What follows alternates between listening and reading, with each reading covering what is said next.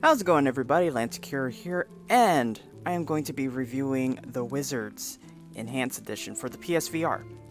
If you're new to this channel and you don't know anything about it, I usually cover VR content, PlayStation 4, Nintendo Switch, PC.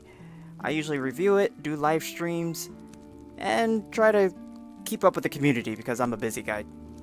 Before I begin, I'd like to thank the developers for sending me the code for this game to try out and let you know how it is and if it's worth your time and money to support this game.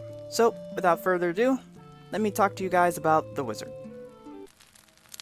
This is the threshold between your world and the realm of Meliora. If you are willing, a heroic adventure and shining victories await beyond this door.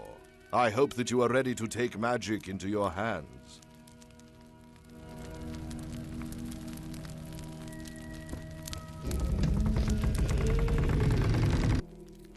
So let me break down the content of what's going on with this game.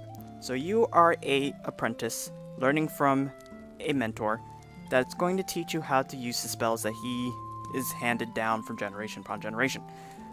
So with it, you're going to be trying to stop the goblins and the warlords and anybody that's trying to take over the world, and your task is to go through the game and stop them by using all the spells that you have learned.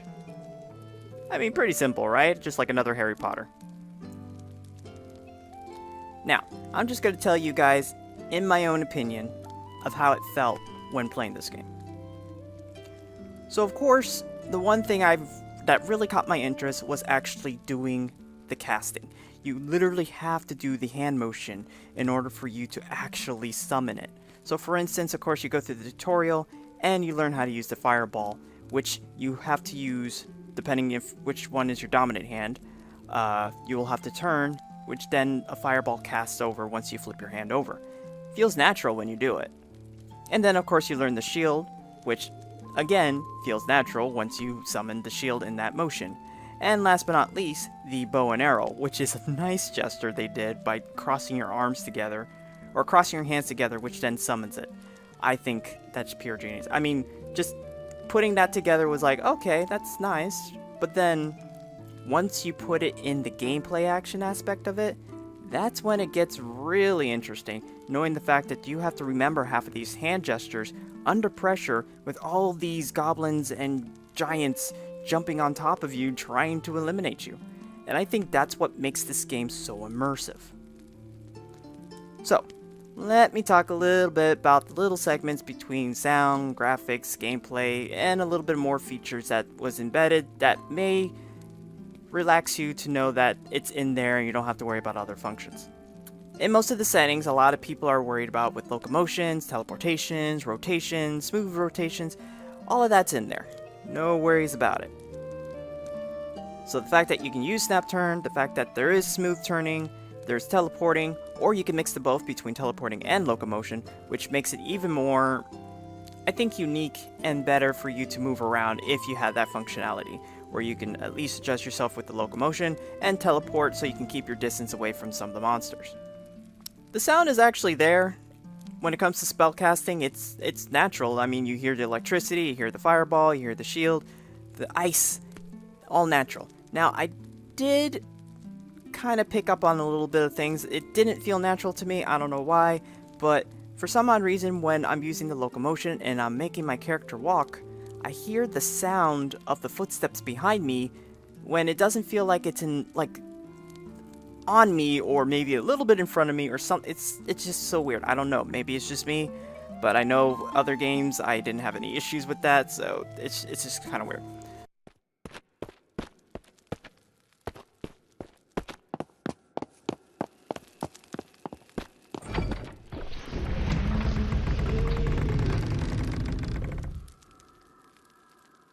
And of course, when I came to throwing a bottle on the ground, it had a delay in audio.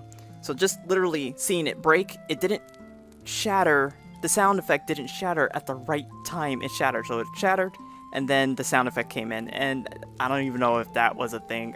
Again, it's something that kind of threw me off a little bit. I know my headset's working. I use it almost every day if possible. It's just something. Anyway.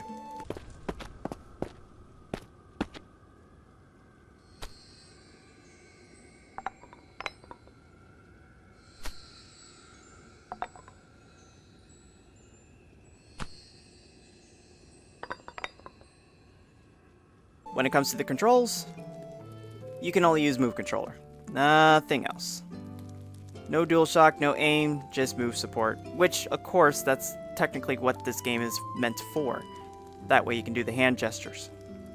The graphics and visuals are great. I mean, there's really nothing to complain about. Whether you're on the regular or you're on the pro, which I have the pro, the game itself is worth looking around at least, especially with the environment, and of course with the monsters that comes at you.